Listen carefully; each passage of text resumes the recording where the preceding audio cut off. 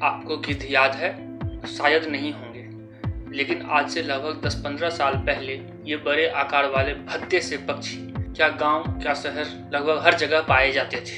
तब ये पेड़ों पर, बिजली के खंभों पर, पहाड़ियों पर, यहाँ तक कि घरों की छत पर भी दिख जाते थे। सड़क किनारे किसी मृत जानवर की लाश को घेरे गिद्धों का झुंड या फिर आसमान में गोल गोल चक्कर काटते गिद्धों का दिखना आम बात था।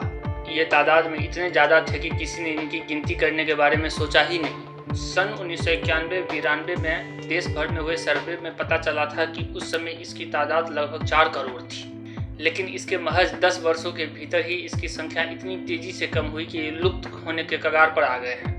गिद्धों की जिप्स वंश की भारत में मिलने वाली 3 प्रजातियों में लंबी चोंच वाली गिद्ध और पतली चोंच वाले गिद्धों की संख्या में 97% तक की कमी आई है।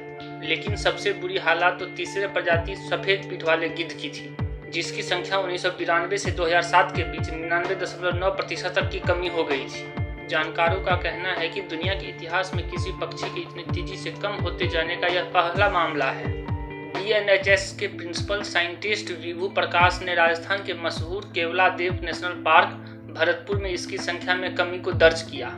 1987-88 में पार्क के 29 वर्ग किलोमीटर के इलाके में इन्होंने घोंसले बनाने वाले गिद्धों के 353 जोड़ों की गिनती की थी, जो 1996 तक आते आते आधी रह गई। प्रकाश को यह देखकर झटका सा लगा कि चारों ओर मरे हुए गिद्धे दिखाई दे रहे थे। सन 2000 तक भरतपुर में एक भी गिद्ध नहीं बचा था। यह खतरे की घंटी थी। जल्द ही देश के दूसरे हिस्से से भी इस तरह की खबरें आने लगी।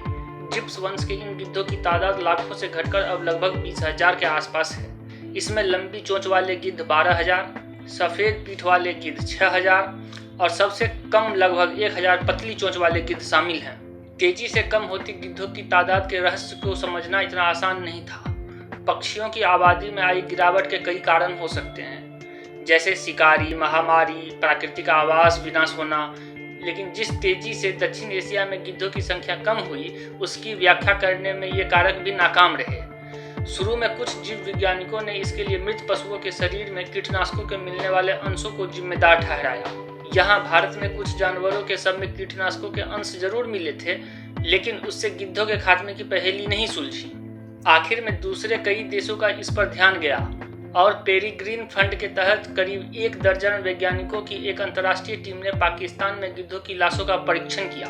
नतीजे में दोषी पाया गया डिक्लोफिनेक नाम की दवा को। यह दर्द और सूजन को खत्म करने वाली दवा है, जिसके इंजेक्शन मवेशियों को लगाए जाते थे। जब गिद्ध ऐसे मवेशियों की लाशें खाते थे जिन्हें हाल ही में इंजेक्शन लगाए गए हों, तो दवा के असर से गिद्धों के गुर्दे खराब हो जाते थे और आखिर में उनकी मौत हो जाती थी। भारत में गिद्धों की 9 प्रजातियां पाई जाती है।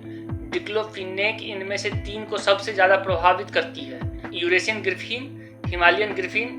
इन 2 गिद्ध प्रजातियों पर भी इसका असर पड़ा, लेकिन इनकी तादाद में इतनी तेजी से कमी नहीं आई।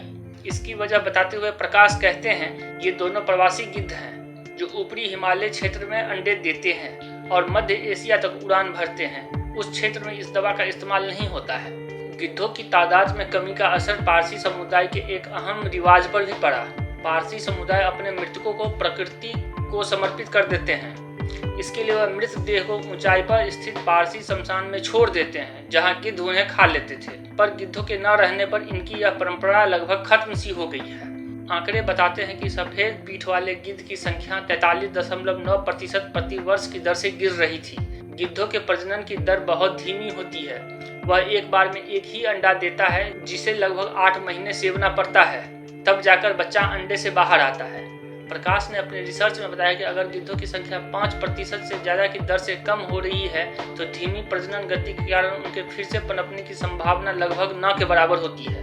कैम्ब्रिज जर्नल में दिसंबर 2017 में छपे एक सर्वे के मुताबिक भारतीय गिद्धों की गिरती संख्या में कमी आई है और सफ़ेद पीठ वाले गिद्धों की तादाद फिर से बढ़ने लगी है, हालांकि उसकी दर बहुत धीमी है। वल्चर एक्शन प्लान के तहत 2006 में भारत में डिक्लोफिनेक के मवेशियों में इस्तेमाल करने पर प्रतिबंध लगा दिया गया है। पाकिस्तान और नेपाल ने भी ऐसा ही किया है, इसीलिए वहां भी भारत जैसे परिणाम मिलने लगे हैं। भारत, पाकिस्तान और नेपाल में 2004 से गिद्धों को पकड़कर बंदी अवस्था में प्रजनन कार्यक्रम चलाकर उनकी तादाद बढ़ाने की कोशिश भी हो रही है। देश में इन गिद्धों के 8 प्रजनन केंद्र चल रहे हैं। हरियाणा वन विभाग और BN एचएस के संयुक्त प्रयासों से पिंजौर में चल रहा जटायु कंजर्वेशन ब्रीडिंग सेंटर इनमें प्रमुख है। भले ही मवेशियों के इस्तेमाल के लिए डिफ्लोफिनेक पर प्रतिबंध लगा दिया गया हो, लेकिन अब भी ऐसी दवाएं इस्तेमाल की जा रही हैं जो गिद्धों के लिए जहरीली है। जल्द से जल्द इन पर भी रोक लगाने की जरूरत है। अगर प्रकृति का संतुलन गड़बड़ाने से बचाना है तो देर सवेर ही सही यह कदम उठाना होगा।